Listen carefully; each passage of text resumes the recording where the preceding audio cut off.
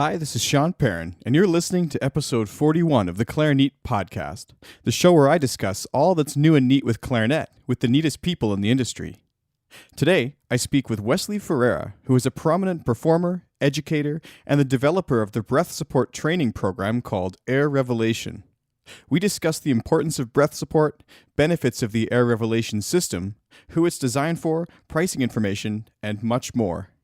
Instead of a giveaway this episode, Wesley has generously decided to give all listeners access to an exclusive coupon code for 25% off the Air Revelation video training series. Use code Clarinet at the Vimeo checkout page at www.airrevelation.com. This coupon is valid until December 30th, 2016. If you'd like the chance to win upcoming items mentioned on the podcast, be sure to go to www.clarinet.com and enter your email address in our email subscription box. This will also give you access to free content updates, special offers, coupons, and more. Thanks so much for taking the time to listen to today's episode. If you have any listener feedback, requests, or anything else, please do not hesitate to contact me directly at feedback@clarinet.com. Today's episode is brought to you by our sponsor, D'Addario Woodwinds. Sanding, shaping, balancing. For centuries, mastering your instrument meant mastering these crafts too. But now, D'Addario is refining craftsmanship for the 21st century by refining their reeds and mouthpieces with the world's most innovative techniques, so you can spend less time sanding, shaping, and balancing, and more time perfecting your own craft. To learn more about the new era of craftsmanship from D'Addario Woodwinds, visit d'addario.com/woodwinds. I'm here today with Wesley Ferreira. Thanks for coming on the show today, Wesley. Oh, thanks so much for having me, Sean. Appreciate it. So, of course, you're an active recitalist, recording artist, and teacher, and I'm sure that many listeners will indeed be familiar with you. But for those who aren't, would you sort of just walk us through what your daily clarinet activities are like right now? Oh, absolutely. It's a real mix, like most, I think, university professors, between performing recitals as a soloist, playing in chamber music settings. I also occasionally play in orchestras. There are several orchestras here in Colorado that I perform with, including one coming up. And then besides that, also very active in terms of various researches, and including, I think, the topic that we're going to talk about today. It's been something that I've been working on for several years, and in fact, throughout my entire university teaching career. And so I'm excited to share it with you. So that product that you're discussing is called Air Revelation, and I'm wondering, before we get into the specifics of the product itself, how did you become so passionate about breath support as a teaching sort of ideology and something of importance for players? Yeah, sure. Well, early on in university teaching and working with high school students as well, the big thing that I kept asking them to do was to use more air or to use faster air. And in fact, I think a lot of listeners out there, whether they're clarinet players or not, will probably have heard that from their teachers at one time or another. And so that was a consistent thing for developing clarinet players that I work with. And so I kept thinking of different ways. How can I convey a message and how can I get them to really feel like they're using more air beyond me just kind of reminding them and telling them all the time? So, I was really turned on to this incentive spirometer, which is the device used with the Air Revelation program by one of my trumpet colleagues. And in fact, brass players have been using kind of breathing devices for years. And, Arnold Jacob, who is the longtime tubist from the Chicago Symphony, was really a pioneer in using these devices in their teaching. And so I got a hold of one and just started working with it and exhaling into it. And then from there, it really just expanded. I found I would just come up with all these different ways to talk about all of the things that we do on the clarinet, these crescendos, decrescendos, subtle shapes, subito changes of dynamics and accenting with our air. I came up with all of these exercises for my students in my studio with this device. So before we get too far, let's talk about the device itself a little bit, because I'm sure that not everyone knows what a spirometer is and what exactly it measures. Could we describe it for the listeners a little bit? Sure. Well, the particular one that I use in Air Revelation is it's blue spirometer, and it's a medical device used to help patients, in hospitals mostly, improve the functioning of their lungs. And so what they do with it is they inhale through this, and it really helps kind of strengthen the inhale in a human being. And so the incentive spirometer has a dial with different resistance levels going from 0 to 12. But for my purposes, I don't really work with the device necessarily on the inhale because I find it a bit constricting. But what we do is we turn it upside down and exhale into it. And so what happens when you're exhaling into a spirometer is there's a little white ball that as you exhale air into the spirometer, the ball lifts to the top of the spirometer chamber. And so it's a very versatile, I actually feel like it's the best breathing apparatus available because it's so versatile. So that's kind of a brief description of the incentive spirometer. Well, it's interesting because I know that one reason you like to use it is because it causes you sort of need to engage the diaphragm in order to move the ball. And so many people, they blow in a very kind of shallow way. Right. I noticed there seems to be, this is a sort of a basic spirometer, but it seems that you've added like a clip. Is that for putting it on the stand? Yeah, absolutely. So I've retrofitted the spirometer to add a clip that clips onto the music stand. And the reason is so that much like a singer, if you ever had experience singing or watching singers, often voice teachers will tell them kind of not to grab their skirts or their pants, is to kind of to keep relaxed with their hands. And it's the same kind of thing that, a lot of clarinet players suffer from tension, and the tension could be, in their jaw, in their throat, but particularly in their hands. Sometimes we get in the habit of squeezing onto the clarinet. And so what we're really learning by using the air revelation program with the spirometer is to let go. Like we really need to think about exhaling air into our instruments without any tension in other spots of our body other than that feeling that we get in our abs. And so clipping it onto a music stand is just yet another way of getting it to feel like you're just exhaling and you're not kind of grabbing anything at the same time. Yeah, I felt it was very convenient. And there's also a little flow dial if we turn it around. Look on that side there. So maybe we'll get into more of when we might use that in a minute. But so for people who are interested in doing your air revelation video training series, will any spirometer do, or would you recommend that they purchase this one for some of the reasons we just talked about? Really, this is the one. You really have to have a variety of resistant levels. Also, the size of this one. All of the exercises have been created with this spirometer in mind. And so there are several exercises where we really have to stabilize the ball inside the spirometer chamber. And so the length of the chamber in this particular device works really well. Your air revelation video training series, then, let's talk about that for a minute here. It focuses on building the breath support sort of in conjunction with this spirometer, and there's over 2 hours of video content there. If I want to get started with this program, after I factor in the spirometer and the videos, what am I looking at as sort of a startup cost?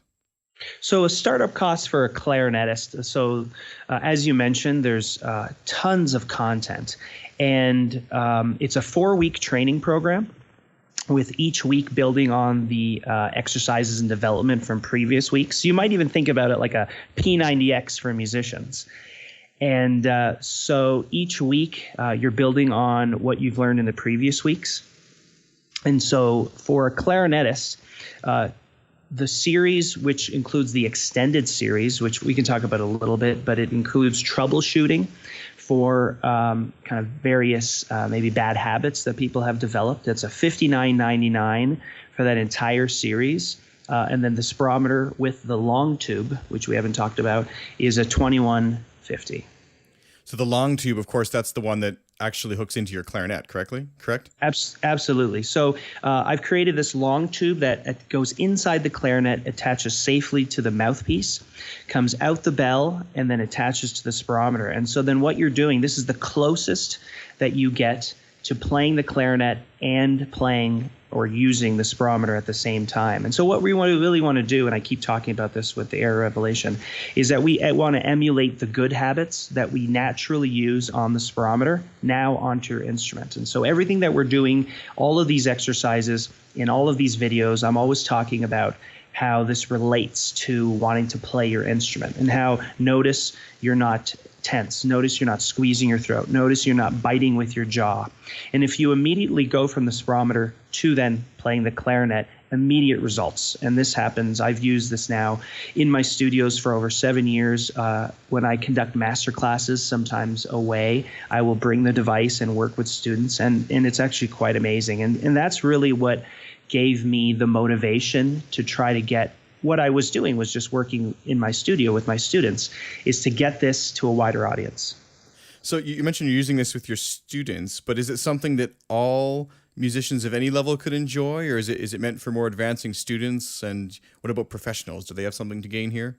Oh, absolutely. Because I think from at the very basic levels, anytime we're playing a wind instrument, so this is for woodwind players, brass players, and even vocalists, the most important thing is our air. It's absolutely the most important thing.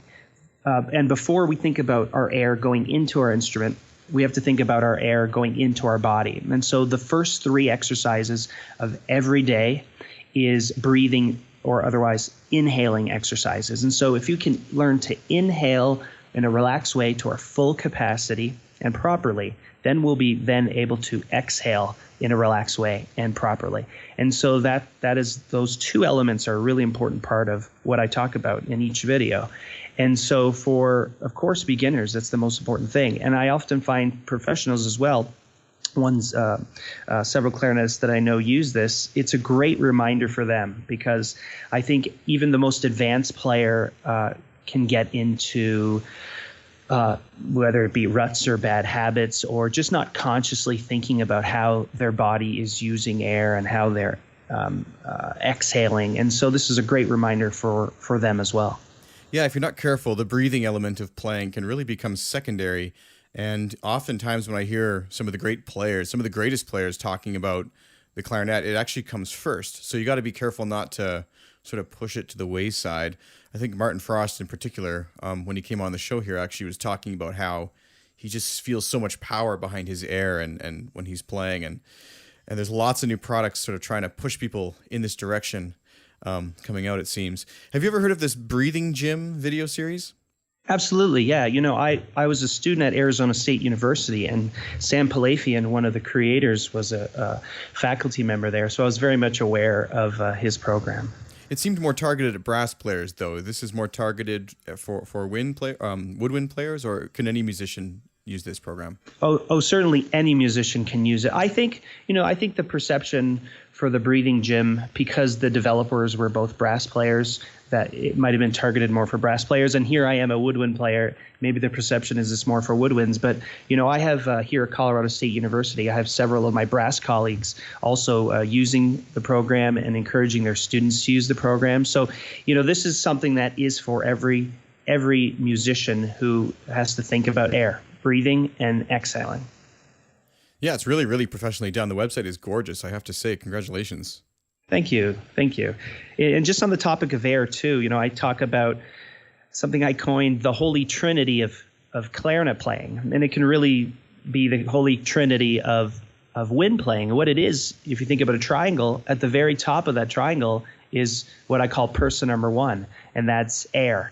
Then we have at the bottom person number 2, and that's fingers. And then at the other corner of the bottom is person number 3, and that's tongue. And the reason I call them people or persons is because each one of these 3 people live inside of all of us. And we have to independently use our air, fingers, and tongue, and not let one negatively affect the other. And often what happens is, we see something difficult on the page, finger-wise or tonguing-wise, and we let that negatively affect the person who's number 1 should be using just air. And so, I put air at the top of that holy trinity on purpose. It's funny because I also play drum set, and one comment from a lot of other people that I know who don't play percussion is they go, "Oh, I don't know how you do so many things at once." And I often think exactly what you just said, like, well, I mean, when you're tonguing and blowing air and putting in fingerings and all these different things. Like, you don't realize it, but you're actually just sort of drumming with different parts of your body in a way. Exactly. That's You know? exactly right. And I know it's difficult. I know it's difficult for developing musicians and developing clarinetists to separate these three people. But which is why when I talked about earlier, I have the extended series. I've come up with all of these exercises that use the spirometer or use the long tube of the spirometer. Sometimes it's using the clarinet mouthpiece on the spirometer. Sometimes it's using the spirometer mouthpiece on the clarinet. All these different ways to get people to lock into the idea of not playing with tension. And so I have troubleshooting exercises if you tend to bite too much on the clarinet mouthpiece, if you tend to squeeze your fingers, if you tend to squeeze your throat when playing, and also if you have trouble tonguing. If there's a lot of kind of tension with tonguing, let's say maybe you have a tension in your throat with tonguing or tension in your jaw when you're tonguing. And so I have all these particular exercises to help clarinet and saxophone students, these are single reed instruments, to help them break these habits. Because, as a teacher, I know that in order to get my students to sound and play their best, sometimes we need to just get over these habits that developed for years and years through middle school and high school. Absolutely. And you've got over a dozen videos there and a bunch of extra bonus lesson content as well. Would you maybe walk us through one or two exercises that we could even try sure. right now? Yeah, absolutely. So, this is a really basic exhaling exercise, which would be to turn the spirometer upside down and put the level of the resistance on, say, 2. That's a pretty light resistance level. And so then we turn the spirometer upside down, holding it at the base. Mine's clipped on my stand here. Is that okay? Oh, there you go. Absolutely. There we go. and then you want to insert what is a white spirometer mouthpiece in your mouth, and you just want to put it, inside your mouth, so with your teeth kind of on the spirometer mouthpiece. And then most people really find it comfortable just to use their lips.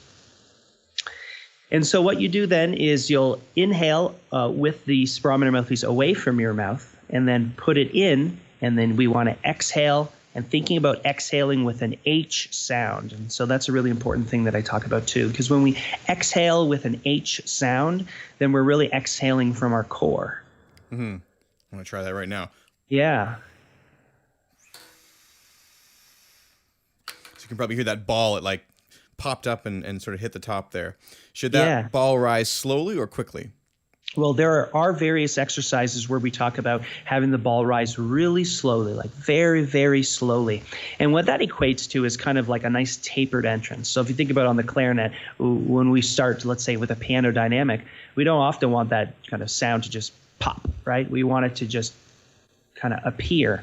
And so you can go ahead and try that, Sean. Let's see if you can exhale and make that ball lift slowly and effortlessly to the top without any hang-ups. Oh, yeah, that was smoother, much smoother. Right. And so here you are thinking about how you're controlling your air from the moment of exhalation.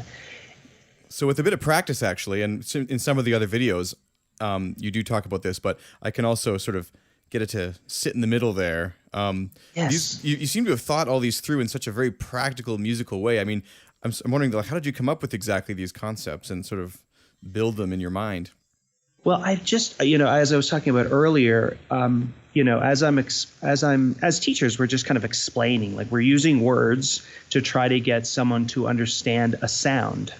And so I thought there's got to be a better way. And so what I wanted them to do with these exercises is to, there was always a very clear parallel with what they're doing on the spirometer. For example, you were just slowly lifting the ball to the top. Mm-hmm. Well, you could feel yourself doing that. Now, if you grabbed your clarinet and I said, go ahead and do the exact same feeling with your air, the results would be instant. And you would know, aha, this is what I need to do with my air to make this sound. And so it was always much easier to get someone to understand what they had to do with their air by having them do it on the spirometer, rather than having them try to translate my words into a sound.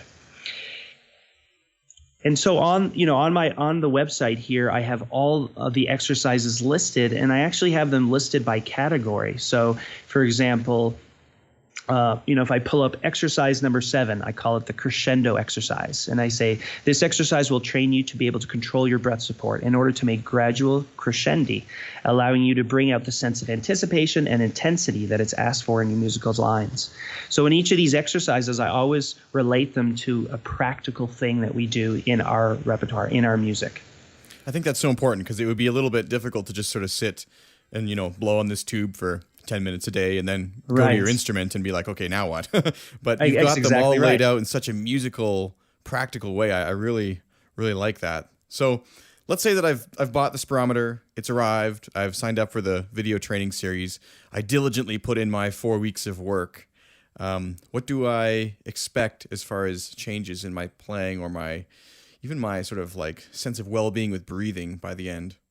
Oh, sure. Well, everyone that uses it, and I'm always constantly asking for feedback too, is that they notice that they're much more aware of their inhaling, much more aware of breathing. As I talked about, that's the first thing that we do every day in the Era Revelation series. Every week we're talking about inhaling. So they're more aware of their inhaling. And so that results into better exhaling. And then they're just thinking more about their breath control. And so what it translates to especially is better tone. I think everyone would agree that better breath support, better breathing results in better tone. It also results in more relaxation.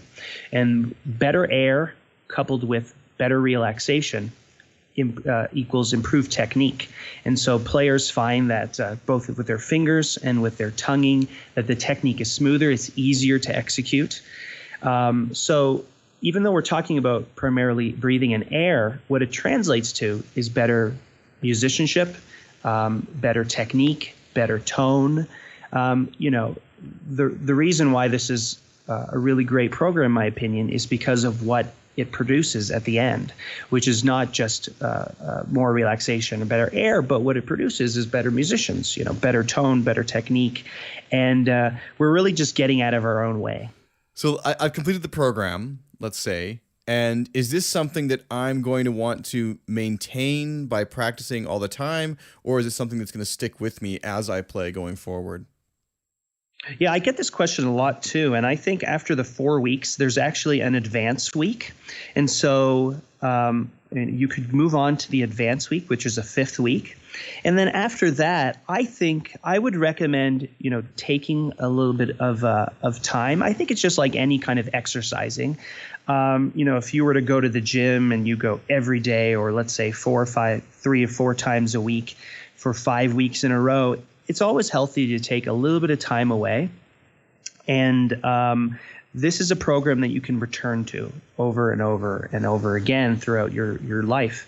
And so that would be my recommendation. Sure, you could absolutely go on. You can return to individual exercises. If after you've done the 4 or 5 weeks, you take a little bit of time away and you have something in a maybe, let's say, in a repertoire or an etude, something that is giving you a little bit of trouble, you absolutely can take then individual exercises to help you execute which is required in the music. And so there are various options after that.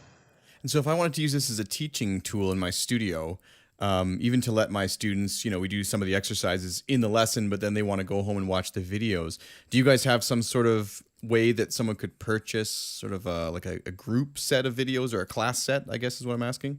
Yeah, we don't have that option. And but we do have, for example, for teachers, the spirometer comes with one mouthpiece per spirometer, but what we've developed is alternate and extra spirometer mouthpieces. And so we've had teachers purchase one spirometer and then have say 4 or 5 mouthpieces that they can then give to their students to use with that particular spirometer. This actually is happening in some schools. So we have some band programs now using Air Revelation, and so they purchase, say, a few spirometers for the classrooms, but then they purchase one extra mouthpiece for each student. So for hygienic reasons, they'll have their own mouthpiece and put it on the spirometer. So these are some of the ways that we're trying to reach a wider audience and get more people to use the program. Yeah, it's actually something I'd very much like to do for my students. I think that this has a lot of potential, especially for beginners who who really, we don't think about this way of breathing if we've never done it before. And so oftentimes, I don't know if it's like this down in the States too, but kids up here often learn recorder, and recorder needs such a like soft sort of, Right. You can get away with like the wimpiest, like barely blowing anything. And then they come to their clarinet and they try to play the same way, and they're weeks and weeks and years of frustration if they don't get it right. Absolutely. And, also on the recorder, you don't need to breathe in very deeply, right, to get that small little airstream to make the sound. And that is so true. And so, for me, too, I feel like this is a program that could really help teachers because, think about, Sean, how many times you're asking your students to use better air, to use better breathing. So if you could, have a student use this outside of their lesson with you to improve independently in these areas that are so important, then you could spend so much more of your lesson working on musical ideas and working on things in the music or particular techniques that are idiosyncratic for the clarinet rather than the kind of basic working with them on air. Absolutely. No, I think this is a really interesting program. And again, the video series is really, really professionally done. And is there like any sort of something you'd share with us about the process there? I mean, it looks like it was done very professionally in a studio. And did you design all the video yourself? I did. I'm really, I think a lot about how I present things. And this is also on the professional side as a clarinetist in all my recitals and the type of way we present ourselves, I think, is really important. So myself and one of my video producers really worked on how could we get this to be visually appealing, but also not distracting. So if you notice, the videos are all in a kind of a black background so that really you're just looking at me and focusing on what the spirometer is doing. And then also we live in a very visual world. So in terms of the editing and what kind of angles we use to try to get, for example, there's quite a lot of split shots and three-way shots where you're watching my full body. So you're watching how my body reacts to inhaling and exhaling, and you're watching the spirometer ball very closely. And then you're maybe a close-up to my mouth to see kind of how that looks. So, I think what I wanted to do is get it to be the closest to someone being right here in the room with me. And so I feel good about the fact that the presentation feels, I think, kind of intimate, feels like I'm talking directly to you as if I was teaching this entire program to you in a room. Yeah, it did. It felt exactly sort of like a private lesson almost. Yeah, and the nice thing with technology nowadays is, you can access all these videos on your phone, on a tablet, on a computer. You can hook it up to your television. And so, we don't have any DVDs, and really that's on purpose. It's really the wave of the future is to, go to the website, log in, and then you have access to the videos anytime you want. Well, I think it's such a better way because with DVDs, I don't think you'd recoup your investment nowadays. I mean, people don't even have a DVD player on their computer. They're just going to try and get it on their computer desperately and then just save it to their hard drive. That's exactly right. I really don't know too many people who actually have DVD players. I mean, you think about streaming movies and that sort of thing. You really don't need a DVD player, honestly, nowadays. So the one thing you do need, though, to access the videos is a Vimeo account. Is there a way to get around that, or it's just a free sign-in, right?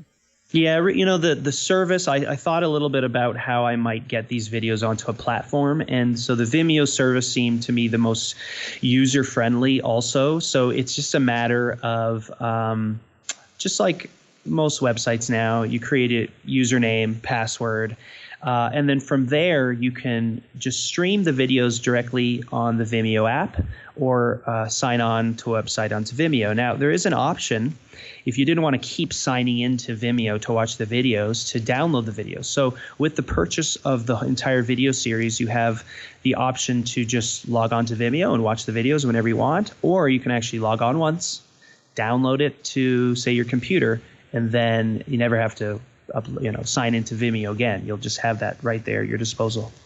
Absolutely. And so for any students considering this, you might think, oh, well, $59 for the videos and then $21 for the spirometer. That seems like a lot, but not really. I would say the price point is, I think, quite appropriate because it's less than really one lesson with a top professional, and you're getting weeks of videos and something you can use on an ongoing basis. There's people who would easily spend $200 on a mouthpiece and never even consider something like this, and it really should be the other way around. That's exactly right. I thought a lot about the price point, and I compared it to, you can buy 2 boxes of reeds and you've already spent more than this entire series. Yeah. And if most people's complaint about reeds is you might have only a few in the box anyhow. And you're right about the mouthpiece. You're right. You're correct about, this is even less than the price of a lesson with a professional. And, I had someone recently, a professional clarinetist, write to me to say, he felt that this was a kind of a paradigm shift for him in his teaching, because he said, teachers for years spent a lot of time telling a student, okay, this is the correct equipment to get. This is the correct mouthpiece. This is the correct reed. This is the correct ligature to make you sound your best. And so what he then said was, actually, now it's kind of changing for me. He says, I want to get them to use their air correctly, because then they can sound good on any equipment. And that's a real big thing. Like sometimes when I go around and give master classes on just this entire program, I sometimes will grab different instruments, and I will bring light reeds and super heavy reeds just to demonstrate. And sometimes I'll use a real poor embouchure to demonstrate how much air is so important to our tone. And so, I'll play with poor embouchure with a super light reed on a mouthpiece that I would never play on. And then I can demonstrate how actually this sounds pretty good. Like I think anyone would think, yeah, that's a pretty decent clarinet tone. And it's all about the air. So, I think that's a great point that you brought up about the price point. And the other thing I want to add too is that, especially for students who are, let's say, music students, that this is all tax deductible too. Save your receipts, and because it's part of your education, it's just like purchasing a textbook or purchasing another piece of equipment that you can you write this off on your taxes. That's very true, and same with freelancers, or I'm not sure about orchestral players, but anybody who's filing a tax return as an independently employed person in Canada, anyways, you can write this sort of thing off. Yeah, that's the same in the U.S. as well. So you actually remind me of an exact scenario I just saw online. I sometimes follow the clarinet bulletin board there a little bit, and there was a post the other day where there's someone on there who really, really wants a crystal mouthpiece because they thought that was sort of the solution to some sort of problem they were having. And I've always just felt, I don't know the exact split, but I sort of feel it's 80% player and 20% equipment. You can't go the last 20% without the great equipment, but it's not really going to help you do the first 80% either. What are your thoughts on that? Yeah, I agree with that. I really agree with that. And I think it's natural for all of us to want, and we're searching for that thing that'll make us sound better, that'll make things easier for us. And so naturally equipment is where to go. Those kind of quick fixes is something that we want. And when I say quick fixes, I don't mean that in a negative term. I think, my program here, Air Revelation, is one of those things. I think it's that thing that people are looking for. How can I get better? How can I improve at a more rapid pace? And so any kind of equipment, whether it be that crystal mouthpiece, that person thinks that might be the edge that they need. And so in 80%, fact, this is the quick fix. Well, honestly, because I think anyone using this after 1 week, you'll notice a difference. I mean, really after 1 week. And then from there, you just have several more exercises from there. Well, and I think, a quick fix is possible, but the scale that we're thinking about maybe is wrong. Like, it's better to spend 4 weeks doing this than it is floundering around for 10 years hoping to get it. You can't fix it in an afternoon, but maybe in a month or two you can. Yeah, that's exactly right. And everything that's, anything that's good takes time. I mean, right? It's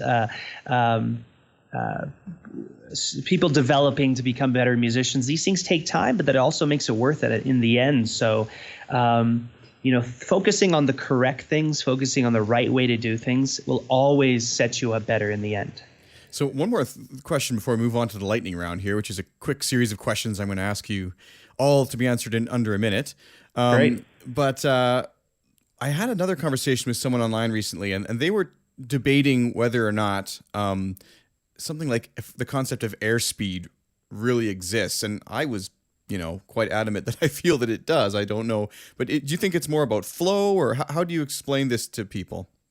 I try to stay away from particular words. And I think it's because I think there's a real confusion out there about whether it's airspeed or air pressure, or should you use slower air in piano dynamics or faster air in piano dynamics? All of these things, I've spent a lot of time talking to people about their thoughts on this. And what they're doing is they're trying to describe what they do. They're trying to describe how they would talk about it. And I think we're all talking about the same thing, but we're all talking about a feeling, and we're using sometimes different words to describe that feeling that we're getting. And so I really, at this point, don't try to use too many words in my teaching. That's why I use the spirometer, because I think the results of getting the ball to move inside the spirometer chamber at a certain speed,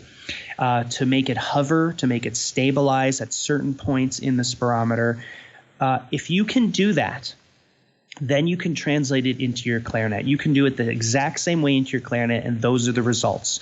So, I have exercises where we're talking about playing with piano dynamics. And so, actually, when you were doing the example and you were performing, we could all hear the sound of the air. We could hear the ball, but we could also hear the sound of the air. And that's a really important part about what I talk about in the videos too, is that we got to listen to the sound quality of the air in the spirometer, because that also translates into kind of a feeling. And so it's I feel like it's a hot topic, but I really try to just have people feel what it's like to do these things correctly. Well, I hope my air was sounding good. Now I'm all self-conscious. Yeah, it really was. Actually, I didn't get a chance to mention it, but it did. It had a really nice flow to it and didn't sound tense. So that was very good. Well, what's funny? Basically what you just said about you try and find metaphors, I guess, that sort of lead to the result without worrying about exactly what's happening along the way. And that's kind of the same conclusion I got with this conversation. Is I sort of said, well, I'm telling you to imagine something.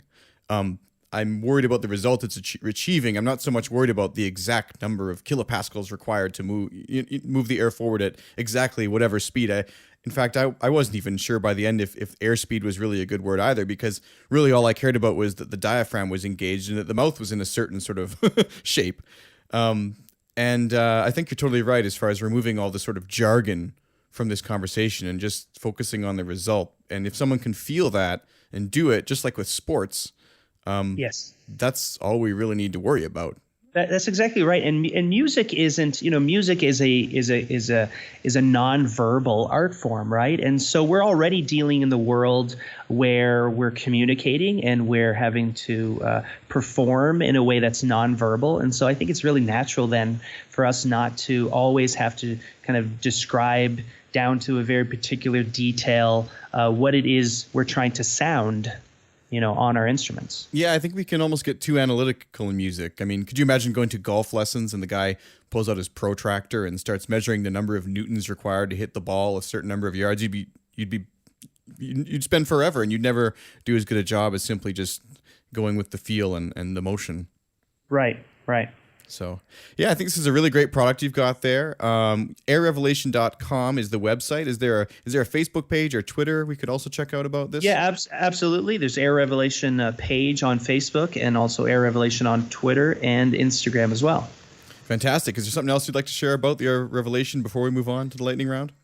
I would just have encourage people to go to the website and really spend some time there, and also contact me with any questions. So if you hit the contact button on the website, it will go directly. It'll find its way to me, and then I'm always happy to. I'm sure listeners can hear I'm pretty passionate about this, and so I'm always happy to answer any questions. I've had some people send me videos of them using the product and had me particular questions, and I'm happy to give feedback on better ways of using the program. There's a lot of excitement in your voice. I can hear it in the air. It's being revealed to you, isn't it? Oh yes, It's a revelation. Yeah, one more thing. Actually, your logo is brilliant. It looks like a little sort of puff of air, but yet it spells out air at the same time. Did you design that? I did, and some people say it looks like a little bit like a butterfly too, and I can see that. And so, and that's actually where the term air revelation came from, is that through the use of the program and through the Instant Esperanto, air is being revealed to you. How your air is using, poorly or well, it's being revealed to you, both visually, watching the ball, and aurally, listening to the sound of the air. Yeah, no, I can't wait to try this with my students. I think it's a really great product, and I hope you have a lot of success with it. Yeah, thank you so much. So let's give a go with a lightning round here. The first question I always like to ask guests is, if I was to walk over to your music stand right now, what would I find? What are you working on? Well, I'm working on several things. So I have an upcoming chamber music concert series coming up. I have an orchestral performance this Saturday, and I'm always working on solo repertoire. So I actually have Prokofiev Classical Symphony right now on my stand. Yeah, I'll definitely have to have you back to talk more about your playing and touring career. Yeah, that'd be fun. We had the chance to meet you at Clarinet Fest in Kansas this summer, and I think I saw you play at least 2 times. Yeah, I had several performances. That was a really fun conference. So what is one book that you'd recommend to all clarinetists, and it doesn't have to be a music-related book. It can be anything. Oh, sure. Boy, there's so many great books. But, I'm looking on my shelf right now, one book called The Musician's Way. I think maybe some people are familiar with that book. It's I think it's great. Goes into depth in terms of practicing habits, performance mentality, and just kind of a well-being for the musician. So I like that book. Who's the author of that book? It's let me take a look here. I know it's Klickstein, and I know there have been several contributors. They actually have a website too, where they have several contributors. So. One thing I always notice is when people mention their favorite book, it's always within reach. Right, that's so true. You can glance at it right now, right? That's right, exactly. What is the best piece of advice you ever received, and who gave it to you? That's a really great question. So this is going to sound a little bit odd, but I keep coming back to it when I talk to students, because this was a piece of advice that my undergraduate teacher, Robert Reisling, gave me. And at the time, I didn't really know what it meant, and it only really came back later in life. But so I was talking about being nervous in a performance, like upcoming performance as an undergraduate student. I'm nervous, and I asked him, "How do you deal with it?" And he just gave the short, kind of quick answer. He said, "Well, if you give a ditch digger a shovel, does he get nervous?" And I said, "No." And then he said, "Okay, then." And then we moved on. And I remember at the time being like, well, that doesn't help. But later on, I understood what he meant, which is, that ditch digger, that's what he does. He digs ditches, and that's what he does. Why should he be nervous? And so I kind of talk about this with students too. I say, look, we're musicians. This is what we do. We enjoy performing. Hopefully, I think we all enjoy performing. We enjoy making music. So there's no reason to be nervous. If you give a clarinetist a clarinet, do they get nervous? And I think it's just kind of just changing that mentality of there's no reason to be nervous. So, I know it doesn't work for everyone, but I like that one. That's a really cool piece of advice. Yeah. The fourth question is, what is your all-time favorite piece of music? And I know this one's tough. Wow. Okay. So we could maybe just make it, what's your favorite piece this week? Or what are you listening to? Yeah, no, I think I sometimes think about this. I think, well, if someone posed this question to me, what would I say? What I really like, and I know this is maybe a cop-out because I'm a clarinetist, but that opening section of the Copland Clarinet Concerto. Mm-hmm. That's just something I can't ever get tired of. And so to me, that's that he really got something there in that opening that I think is just so beautiful. And so the fifth question is, if you could meet any musician or composer, past or present, who would it be and why? Wow, that's a great one. I think Well, I might say Mozart, and I know that's kind of just like well, it's kind of an obvious answer, like saying I'd like to meet Jesus, or I'd like to meet Buddha, or I'd like these big figures. But I think there's so much about Mozart that we don't know. He lived early enough, and his life was so short. And certainly we have some biographies, but records weren't kept so well back then that I'd really like to see what he was like a kind of his personality, aside from what we saw in that Amadeus movie, and there was several reports about how that was of course a movie and there was a caricature. But I'm really curious to see what he was like as a person. He's from an area there in the Eastern Europe, with a lot of Eastern European influences at the time. Certainly he spent some time in what you might consider Western Europe, but I'd be really curious to see what he would be like as a person. Yeah, I think that's a great answer. I would have, to add to it, I think it would have been very interesting to see what his career would have looked like had he lived longer. I mean, most composers tend to produce their most refining works in their later years, and I don't think that 35 was really anyone's later years. Very tragic. Right. And he was so prolific, right? And wrote with such speed. And I'd be curious, like what would Mozart be like, and how would he have been received, and what kind of music would he have written, say he lived in the 1860s? Mm-hmm. That's a really interesting thing to think 60. about. Oh, absolutely. Yeah. Yeah. So that's fantastic. Thanks so much for coming on the podcast today. I really enjoyed this conversation. I can't wait to put in some actual, real serious effort into the air revelation here. I think that's going to be my November goal. If anyone wants to find you online, do you have a personal website or a Facebook page we can reach you at? Yeah, absolutely. So I have it's wesleyferreira.com is my website, and also I try to be really active on Facebook. So aside from my artist page, which you can find me, Wesley Ferreira Clarinetist, I'm always happy to engage with people on my personal profile as well. So you can find me on Facebook and on Twitter and on Instagram. So various ways to reach me, and I'd like to be in discussions and engaging with people. Well, thanks so much for coming on the show today. It was a real pleasure to talk to you. Well, I'm a real fan of your program. So, Sean, I appreciate the invitation, and I'm happy to be part of it.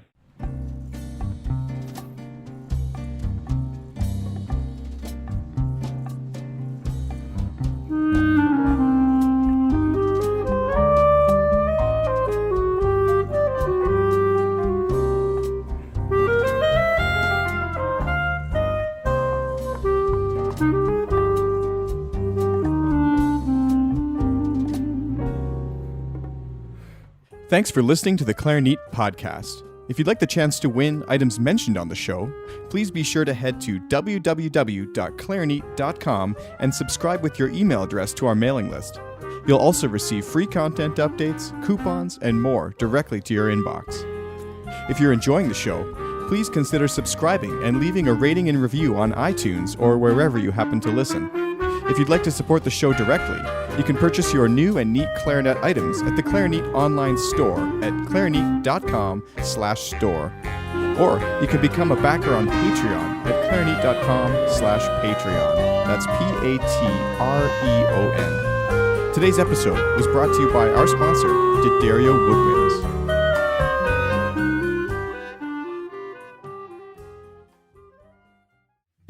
Sanding, shaping, balancing. For centuries, mastering your instrument meant mastering these crafts too. But now, D'Addario is refining craftsmanship for the 21st century by refining their reeds and mouthpieces with the world's most innovative techniques, so you can spend less time sanding, shaping, and balancing, and more time perfecting your own craft. To learn more about the new era of craftsmanship from D'Addario Woodwinds, visit D'Addario.com/woodwinds.